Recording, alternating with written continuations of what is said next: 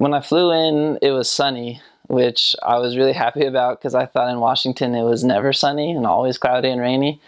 And I just remember I was called Spanish speaking. I grew up in Southern California, so I'm from an area with lots of Hispanics.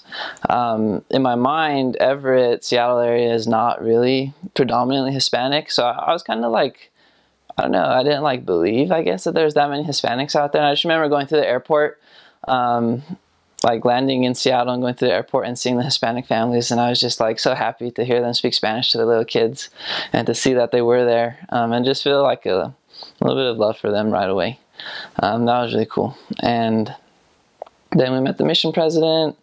Everything was really fast. It was like surreal, but kind of like less crazy than you expect it, but it's crazy because you've been imagining it for your whole life and now it's upon you. And then also, my first area was where the mission home was. So when I like drove, I met my companion, and then I drove like a mile down the street, and that was my area. So that was kind of anticlimactic, but it was good. I remember my first meal I had. It was with an investigator, an older woman. She never ended up getting baptized. I didn't understand anything that was happening. I really could not understand the Spanish.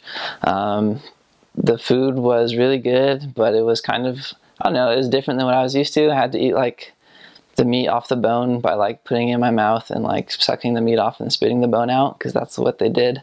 And I just remember that I thought that was gross, but I decided that I would do it because I didn't want to be rude. And it was just fun for me to do that because, I don't know, everyone talks about how the mission changes you. But then in MTC, I realized that it wasn't magic. Like nothing like magic happened. Any changes that come are like from your own decisions to work hard and to change yourself. But then on that first day, like growing up, I would have never eaten that. I would have just put it aside. But because I didn't want to offend her, I didn't want to do anything to like leave a negative impression of us or the church, I was able to do it. Even though it was just a really small thing, just eating meat, but it was good.